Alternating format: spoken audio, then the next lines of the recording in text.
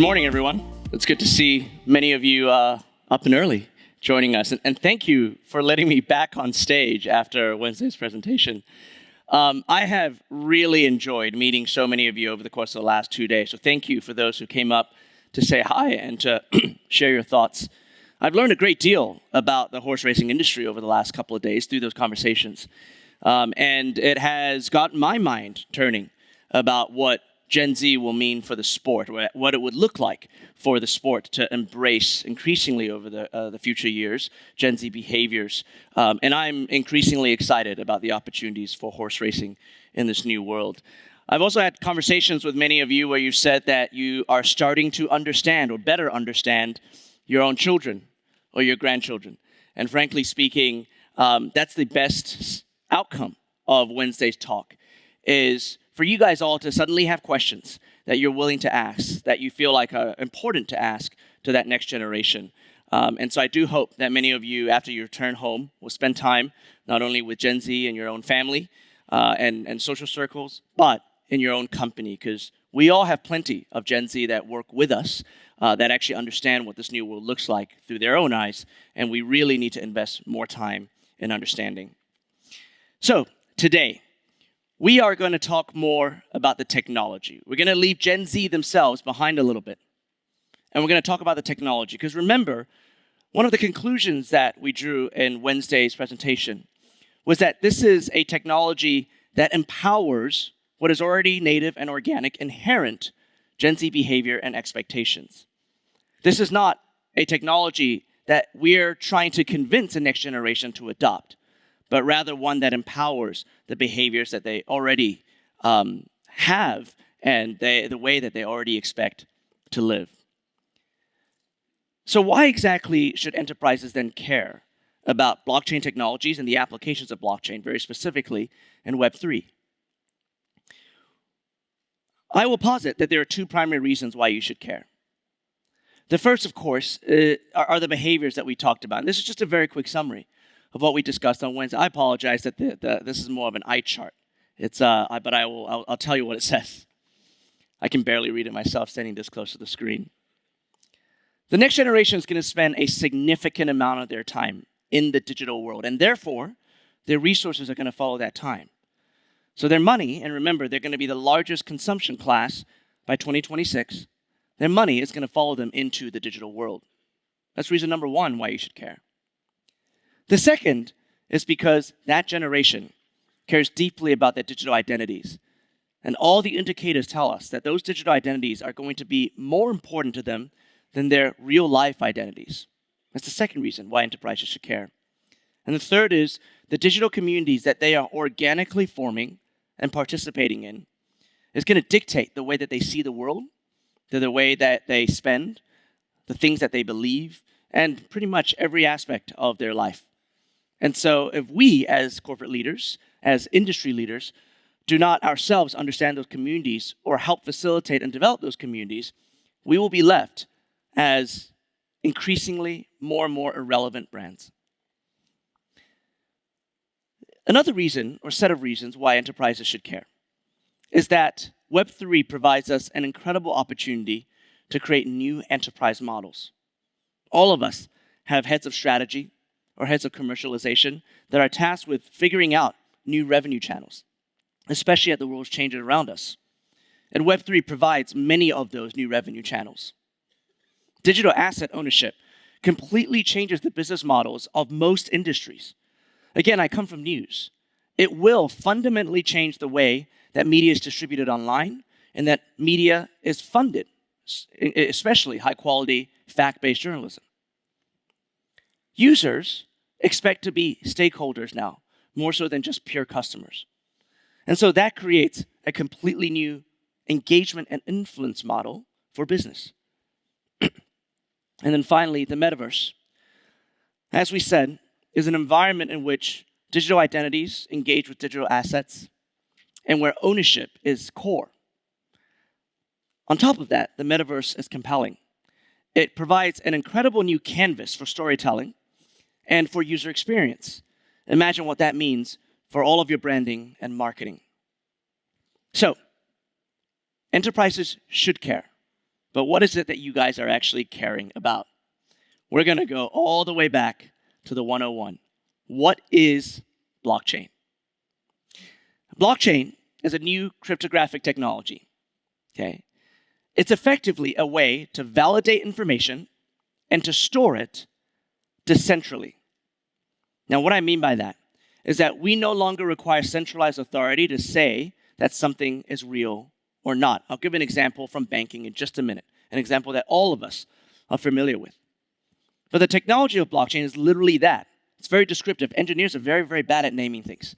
Okay, so they go with description. It's literally blocks of data that are added on to the end of a chain. And a decentralized network of computers decides whether or not that information is real. If it's real, it gets added on. If it's not real, it gets rejected. The more decentralized it is, the more computers or nodes that are part of this network, the harder it is to game, to hack. Harder it is for single entities to decide what is truth or non-truth. Now, the example I want to give for what blockchain actually can activate is in banking, our debit card that all of us use, or a credit card that all of us use almost every single day. When we swipe a credit card or a debit card, what happens is that at some point, we ask a ledger whether or not Winfred has the money on his credit card to be able to buy this thing. And the ledger is the truth holder.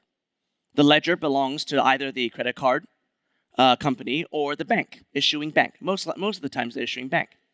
And we rely on them to know exactly how much money we have or how much credit we still have and say yes or no to that transaction. That's a centralized authority. At any point, and hopefully this doesn't happen, but at some point, that ledger could be hacked. And that ledger could be changed. Or that company could make a mistake. And oftentimes, this is where credit card failures and certainly credit card fraud comes from. That's a centralized authority of a ledger. In blockchain, we can do the exact same thing without a single entity being at fault, without there being a single point of failure. Because when we ask the ledger, does Winfred have enough money to spend on this thing? It requires an entire network of computers, all to agree that he does before he has that spending power. To be able to control that network, you need 51% of the computing power. And the easiest way to explain this is one of the largest blockchain networks on Earth is called Ethereum. Okay, it's the second largest by market cap behind Bitcoin, but it's by far the largest when it comes to application layer. More people and more applications have been built on Ethereum than any other network. That network in total today is worth about 200 billion US dollars, which means somebody has to spend 100 billion US dollars to buy up 50% of the computing power to be able to take hold of the network and decide what is truth or untruth. Pretty much near impossible. Maybe there's one man on earth who could do that right now, and that's Bernard Arnault. But here's the thing. The value of that cryptocurrency is frankly based on the fact that the Ethereum network is decentralized, which means Bernard Arnault, if he were to do this, would have to do it without anyone knowing that a single person now owns 51% of the computing power. Otherwise, the value of Ethereum will crash to near zero, if not zero. And with the transparency of blockchain, all transactions are effectively public. You will never be able to capture 51%, or even, honestly, in Ethereum, you won't even be able to capture 2% of the network computing power without you being stopped by the rest of the network. So that's blockchain. The economic incentive behind blockchain are cryptocurrencies. This is the way that people are incentivized to tell the truth. If you run one of these nodes, or if you participate in what is known as validation, if you speak the truth, if you agree with the truth, agree with the majority of the people in the network, then you get paid for it. If you disagree, you effectively lose money. So this incentivizes good behavior, heavily disincentivizes bad behavior. The value of cryptocurrencies is generally determined by the open marketplace. And the open market values those cryptocurrencies largely based on how decentralized and how useful the network is. The more centralized a network, the less useful it is because the less secure it is, the less of a paradigm shift it is, and therefore the lower the value of the cryptocurrency generally is. The more decentralized, the more valuable, which is really why Ethereum is so valuable. But there are also certain cryptocurrencies, generally known as stablecoins, that are valued because they are backed by real assets. Stablecoins are generally pegged to a currency, most of the time the US dollar. And good stablecoins, the best ones out there, are backed 1-to-1, which means that if there is $1 trillion eventually of stablecoins in market being traded, there should be $1 trillion US dollars or US dollar derivatives in a treasury to back that currency up. Okay. But there are two different worlds of crypto, and this is extremely important to understand. Because if we don't understand this, we're going to get sucked into the vortex of bad narrative. On one side of crypto is what we call money crypto, and on the other is what we call tech crypto. Money crypto is where everything started. The very first blockchain and cryptocurrency was Bitcoin. Bitcoin is still by far the largest market cap cryptocurrency and blockchain network in the world. However, it is not very useful. It is only useful as a reserve of value. You pretty much cannot program on it. There's no application layer on it. And frankly speaking, long term, Bitcoin is not going to be that relevant for the entire world. It'll be valuable because it's digital gold, but it won't be that relevant to what we do and what we're talking about in this room. But the reason why money crypto makes sense as the starting point was because it was a financial instrument. And it was people from the traditional finance industry, or TradFi, that started building into it, that started believing in it, that started trading with it, that started creating derivative products, financial products with it. But money crypto has a very bad public perception because it is unbelievably centralized. Very, very powerful people, including traditional financial institutions like Citadel, can game the money crypto world pretty easily right now. On the other side of this is tech crypto. This is the application of blockchain technologies. This is the use of crypto incentives to be able to create applications that scale long-term for the next generation. This is where we're going to spend time. The paradigm shift of digital ownership comes from tech crypto, not so much money crypto. Very quickly, because I think it's important to acknowledge this, money crypto has had, oh my goodness, a bad year. In May of last year, right at the height of the NFT craze and the cryptocurrency craze, and people were making billions of dollars just by basic trading, one of these quote-unquote stable coins, not a real stable coin, called Terra, imploded. Terra was an algorithmic stable coin that, frankly speaking, was gaming the system. It was not backed 1-to-1 with real-world assets, and it supposedly had about $60 billion of total market cap value and imploded overnight because some major, effectively, bookmaker decided to bet against it. There was a lot of manipulation in the background. We still don't know exactly what happened. We do actually believe Citadel had a role to play with it, had a role in the implosion of Terra. It, within 3 days, over the weekend, wiped $60 billion of value out of the marketplace. The second big thing that happened shortly afterwards, and very well connected to it, was there was a hedge fund, a crypto hedge fund, called 3 Arrow Capital, 3AC, based in Singapore, that collapsed because they had bet so heavily on Terra and its sister cryptocurrency called Luna. That also wiped multiple billions of dollars off the books. We think it's somewhere between $3 to $4 billion of total actual invested assets, but the actual market value, the book value of 3AC when it collapsed was over $18 billion. That collapsed almost overnight. And then finally, the big one. Not necessarily by number of dollars lost in the market, because it was arguably the smallest one when it comes to numbers of dollars of loss between those three, but the biggest cultural impact was FTX. I want to be clear. The collapse of FTX and this young man named Sam Bankman-Fried, who made a lot of mistakes, and frankly speaking, those mistakes were outright fraud, most of them, and he will be going to jail for a very long time. The collapse of this was a collapse of centralized financial systems. It was not a collapse of cryptocurrency. It had nothing to do with crypto. It was heavily centralized, unregulated, and therefore was non-transparent. And that's why he could do whatever he wanted with your money. For those of you, and me, who put money into FTX, we didn't know what he was doing with it, and it collapsed. This is about finance and financial institutions and the structure of finance and the regulation of finance, not about the technology that we're talking about today. I want to make this clear because I understand that the reputation of crypto in the blockchain world is largely tainted by these collapses, by this idea that crypto and blockchain are scams, that this technology is only used for the seedy underbelly of industry, that people want to be anonymous but on a transparent network because they want to do bad things. I'm telling you that is inaccurate. It is incorrect. It is a misunderstanding of the technology and its future application. It is mixing two worlds into one, and unfortunately, bad actors of one world have impacted the reputation of the other. Okay, we're going to leave that behind as well. And we're going to talk about tech crypto.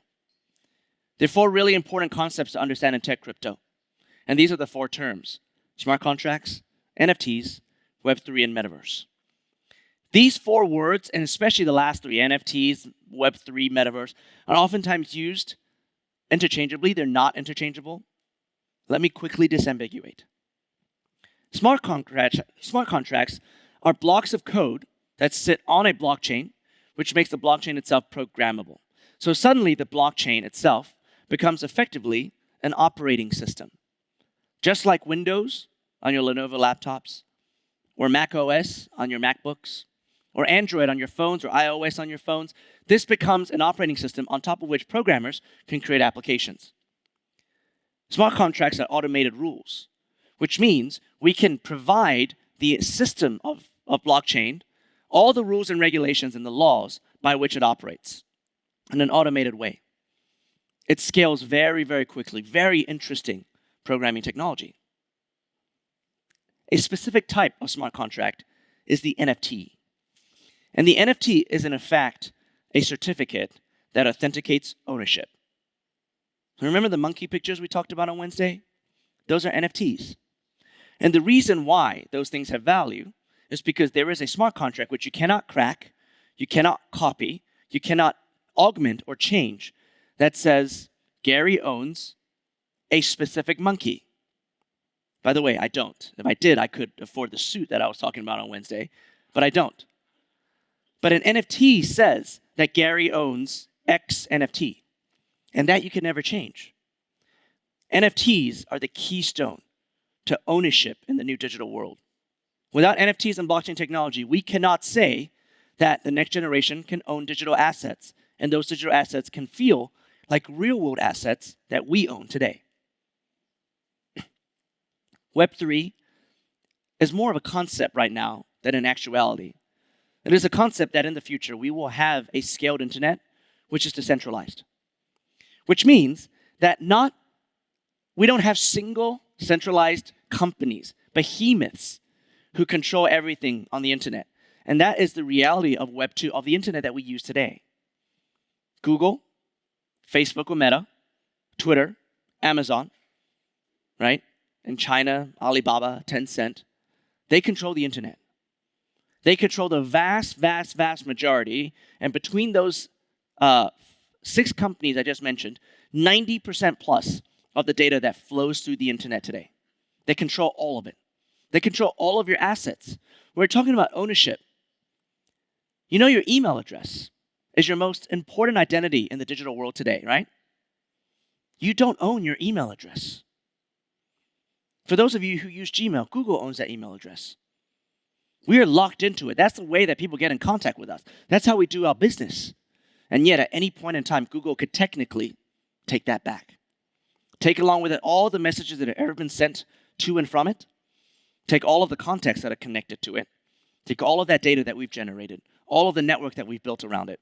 All of that belongs to Google and not you. That's what centralization in the internet looks like today. All of our data that we generate, that becomes the trillions of dollars over the course of the last decade that these companies have made, that data doesn't belong to you. It is monetized by these big companies. The dream of the future is that there will be a decentralized version of the internet that we can choose to be on, where we own those assets. And by the way, Web3, there's going to be more than just one Web3. It's a concept. There are going to be many decentralized internets that we can choose to exist on, which is the same with the metaverse, which we talked about on Wednesday. Don't think virtual reality. Don't think headsets. That dystopian view of us always being connected to something so we can't see the real world. The metaverse is really just a new statehood. It is an environment in which our digital identities and digital assets can interact, where we can trade, where we can belong. We can exist in multiple metaverses at the same time. This concept of a new digital statehood is going to become increasingly important. I'm actually going to skip this and talk a little bit about why NFTs have value. There are 4 primary things that imbue an NFT with value. Again, non-comprehensive, but if you only remember 4 things that give NFT value, these are the 4. The first is basic supply and demand, scarcity. If people want your NFT, if you have fewer of them, they're going to have greater value. The second is provenance. Where does the NFT come from? As an example, today it is perfectly legal for me to create a high-definition NFT of the Mona Lisa, and I can sell it to you. Who wants to buy it? Some might. But if the Louvre were to release an NFT of the Mona Lisa the very next day, which one is going to be more valuable? It's going to be the latter, because the Mona Lisa is hanging in the Louvre. That's provenance. The NFT can be exactly the same, but because it's coming, and it will always be authenticated as coming from the Louvre, the marketplace will value it more. The third reason that NFTs have value is because of utility. Think about it as a membership. Think about it as a key. If the NFT ownership unlocks a world, like the Bored Ape unlocks a community of people, which includes Snoop Dogg and Eminem, and I care about those folks, and unlocks other utilities like my ability to be able to run businesses and build things with technology entrepreneurs, then that NFT will have greater value. This is why NFTs can be used so effectively as your membership. And then finally, commercial rights. Now, commercial rights are a little bit complicated because it is still kind of shaking out. But in general, there are 4 categories of commercial rights today that come with NFTs.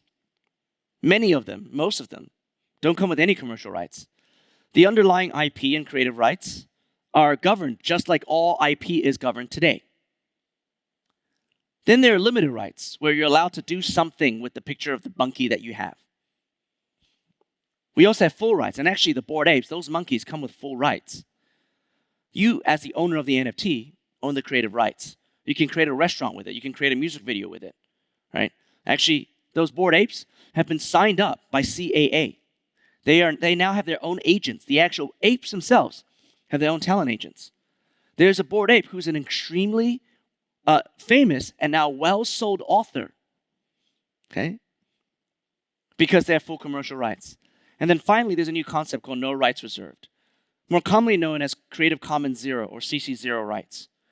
The idea is when I issue an NFT, I'm going to give all the rights away. Anyone can do anything with it. I do not have to own the picture of the monkey for me to take the image of that monkey and do something with it. Why on earth would anyone do that? Well, the theory is that the more people who create derivative works with a piece of IP, the more famous that IP becomes. And therefore, the more valuable the original IP is. So if I have a specific picture of a monkey, and I give away all the rights, and anyone can create memes and pictures and comic books and music videos and whatnot with my monkey suddenly becomes really, really famous. And then one day, because I can prove that I'm the one who owns the original monkey, I can sell it for a lot more than I bought it for. Let's see if that is true in the future. Okay, really quickly, before I jump into that, this is the last section. I'm going to go through some enterprise case studies. Okay, enterprise. I'm going to go through companies and corporates around the world that are trying to work in the Web3 world. 2 caveats. The first is all of these are experimentations. They are early. It's great that these corporates are trying now, but they are early. The second caveat is that this entire technology is early. We are, in effect, in 1996 by internet terms when it comes to user adoption and when it comes to the actual infrastructure. So we're very early, which means that the quantum of the numbers that I'm going to show is relatively small compared to the organic results that I talked about on Wednesday. However, this industry is moving at 3x the speed of internet, which means that what happened in 15 years from 1996 to 2010, 2011, by which time the iPhone had been launched, Facebook was one of the largest companies in the world, Amazon was already worth $300 billion, whatever it was. That 15 years in Web3, it's going to take 5. And you guys know the cycle of transformation and how long it takes, which is why we're talking about it today. Because we need to start working on this today. We need to start experimenting on this today. Otherwise, in 5 years, when this has started to scale, we will once again have been left behind. So let's take a look at what some of these companies have done. Let's start with Starbucks. Starbucks has an extremely valuable rewards program called Starbucks Rewards. In fact, it is one of the most successful rewards programs on earth. That rewards program has 25 million active users. They generate 50% of Starbucks revenues annually. Starbucks has made a big deal of Web3, and they're launching a brand new Web3-based rewards program directly into their key rewards program. They're not messing around. Now, they're rolling it out slowly, but they're rolling it directly into arguably their most valuable asset, which is Starbucks Rewards. Here's how it works. Starbucks Rewards members can log in to this Web3 rewards program very normally, as if it's a Web2 experience. They don't need to know any Web3 vernacular. In fact, if you go and look at Starbucks Odyssey marketing, you will find almost none of the terms that I've been sharing with you today.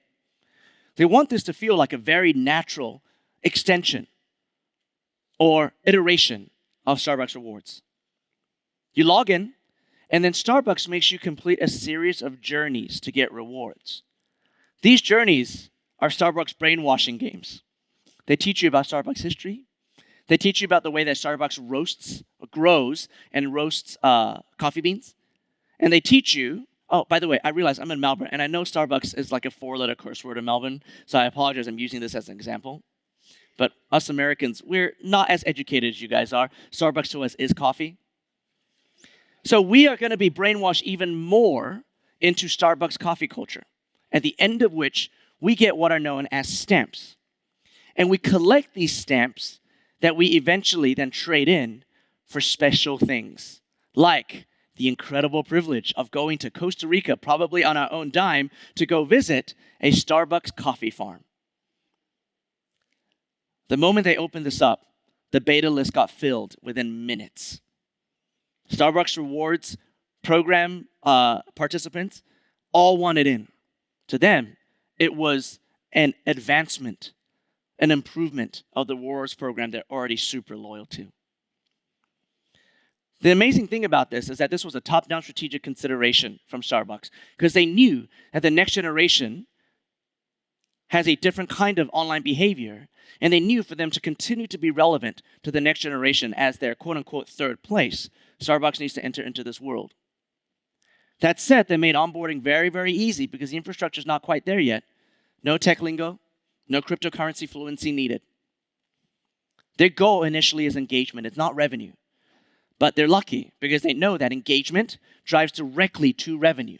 They have already seen this before in their loyalty program. And then finally, they went and found outside expertise to build this for them. They did not mess around themselves because they know this technology is not easy. They know they need experts, especially right now. Overall, this program is still young.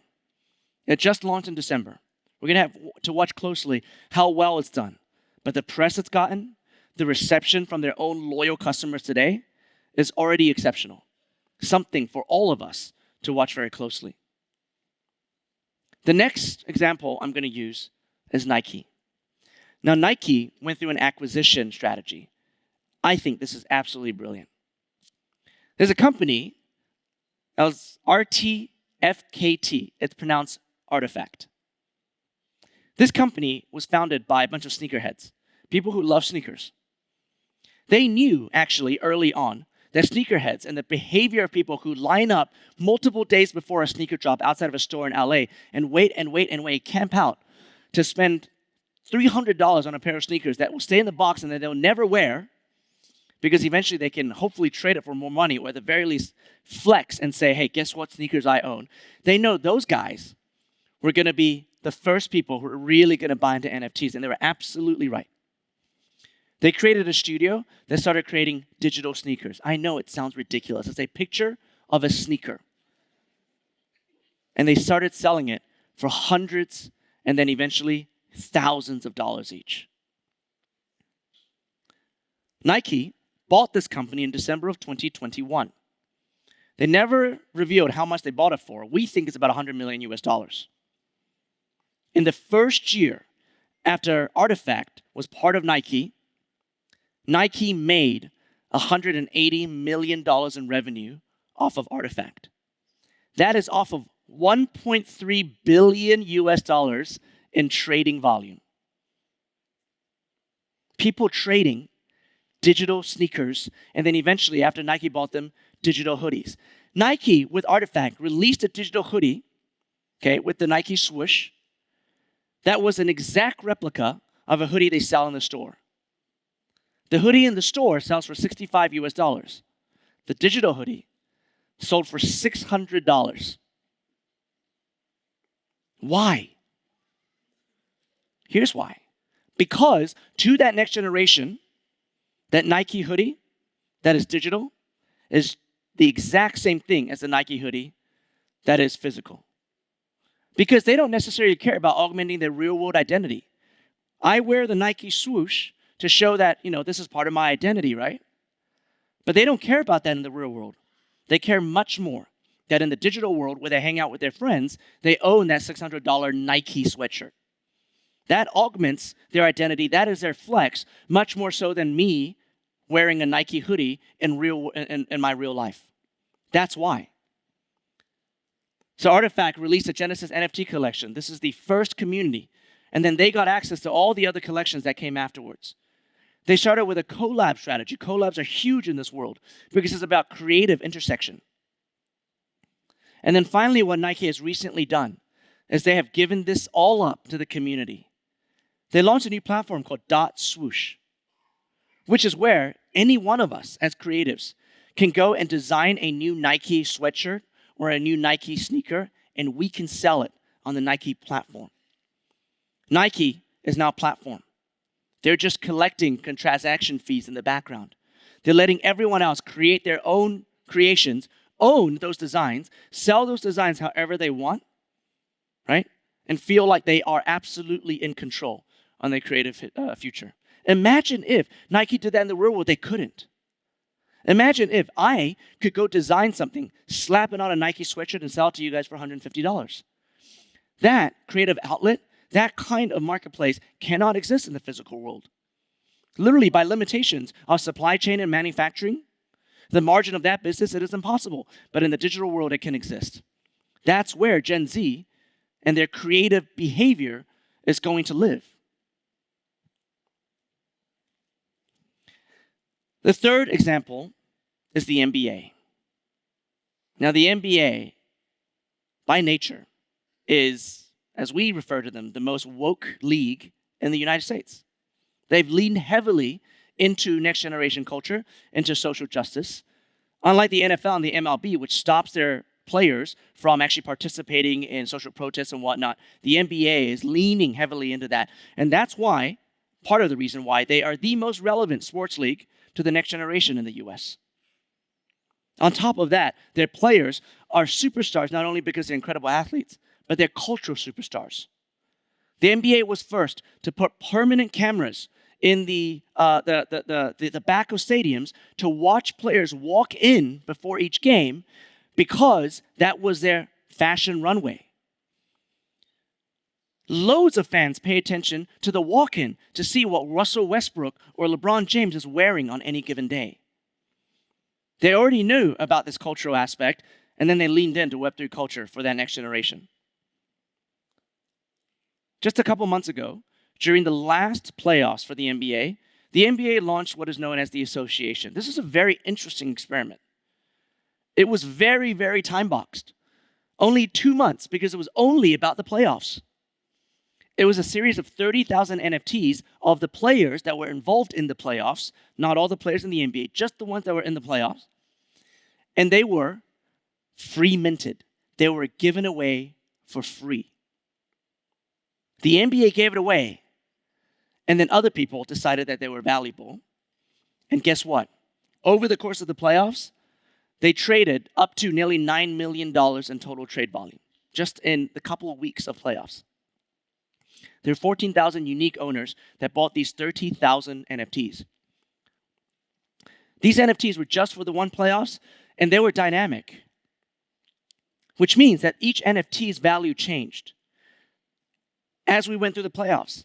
As the players performed better, the actual card itself would change, the design would change, the stats on the back would change, and then therefore the value would go up or down. What they tested was they tested a different kind of wagering. People would mint these NFTs, then they would trade them even before the playoffs started based on how well they felt a player was going to perform. And if the player performed well during the playoffs, the value of their card went up. If it did not, it went down. It was a very, very interesting experiment, and absolutely it fit into the mold of what the NBA has been doing over the course of the last few years. The NBA was the first global league that went heavy into Web3. They started what is now known as NBA Top Shot, which was the first collectible highlights program on Web3. You could own a snippet of licensed highlights directly from the NBA as an NFT and trade those highlights.